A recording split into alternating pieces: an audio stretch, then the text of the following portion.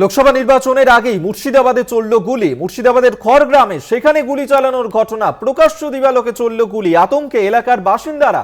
খড়গ্রামে তৃণমূল এবং কংগ্রেসের মধ্যে বচসার ঘটনা ঘটে এবং সেই বচসা চলাকালীনই গুলি চালানো হয় বলে অভিযোগ। গুলি চালানোর অভিযোগ উঠেছে তৃণমূলের বিরুদ্ধে। ইতিমধ্যেই ঘটনার তদন্ত শুরু করেছে খড়গ্রাম থানার পুলিশ।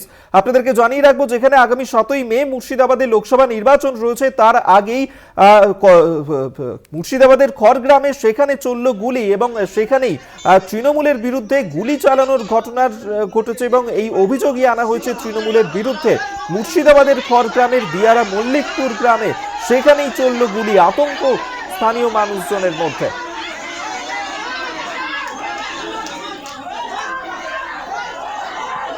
আমরা এই নিয়েই কথা বলবো। অভিজিৎ ঘোষ এই মুহূর্তে আমাদের সঙ্গে টেলিফোনে রয়েছেন প্রতিনিধি। অভিজিৎ, সেই ছবিও আমরা দেখাচ্ছি যেখানে যে ঘটনা ঘটেছে এবং সেখানেই তৃণমূলের বিরুদ্ধে গুলি চালানোর অভিযোগ উঠছে।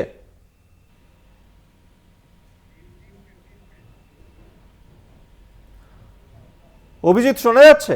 হ্যাঁ, শোনা যাচ্ছে। অভিজিৎ, কি ঘটনা ঘটেছে সেখানে? তৃণমূলের বিরুদ্ধে গুলি চালানোর অভিযোগ, কিভাবে এই ঘটনার সূত্রপাত?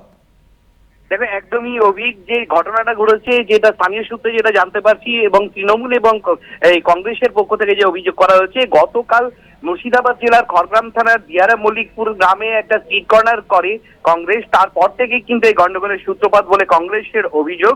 যে তারপর থেকেই যে ওই গ্রামে কংগ্রেসের যে পঞ্চায়েত সমিতির যে সদস্য রয়েছে জিতা খাতুন, তার সঙ্গে কিন্তু গতকাল থেকেই একটা অশান্তি চলছিল। সেই অশান্তির জেরেই আজকে সেই বচসা শুরু হয় এবং হাতাহাতি শুরু হয়। পরপর 2 রাউন্ড গুলি চালানো হয়েছে বলে কংগ্রেসের পক্ষ থেকে অভিযোগ করা হচ্ছে। যে দেখো, যে ওখানে যে গ্রাম পঞ্চায়েতের সদস্য রয়েছে কংগ্রেসের জিতা খাতুন, তার সঙ্গে ওখানে যে তৃণমূল কংগ্রেসের আলতামাস কবির রয়েছে অঞ্চল সভাপতি, তার সঙ্গে কিন্তু এই গন্ডগোল বলে আমরা জানতে পারছি। যদিও তৃণমূল কংগ্রেসের পক্ষ থেকে স্পষ্ট করে জানানো হয়েছে এই ঘটনার সঙ্গে রাজনৈতিক কোনো যোগসূত্র নেই, তাদের ব্যক্তিগত পারিবারিক অশান্তির কারণে এই ঘটনা ঘটেছে। এই মুহূর্তে দেখো যে ঘটনাস্থলে পুলিশ পৌঁছেছে। যেটা লোকসভা নির্বাচনের আগে প্রকাশ্য দিবালোকে এরকম ধরনের গুলি চালনার ঘটনায় কিন্তু যথেষ্ট আতঙ্ক রয়েছে এলাকার বাসিন্দারা। এলাকায় পুলিশ গিয়েছে, ঘটনা তদন্ত শুরু করছে। দেখো যে ইতিমধ্যে আমাদের কাছে যে ফুটেজ এসছে, কোন একটা মোবাইল থেকে কেউ একজন ছবি করেছে, সেই ছবিও আমাদের হাতে এসছে।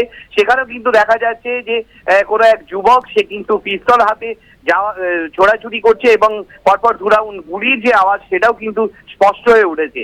এই মুহূর্তে গ্রামের মানুষ আতঙ্কিত। লোকসভা নির্বাচনের আগে এই ধরনের ঘটনায় ঘটনাস্থলে পুলিশ পৌঁছে ঘটনার তদন্ত শুরু করেছে। অভিযুক্তদের খোঁজে তল্লাশি শুরু করেছে পুলিশ।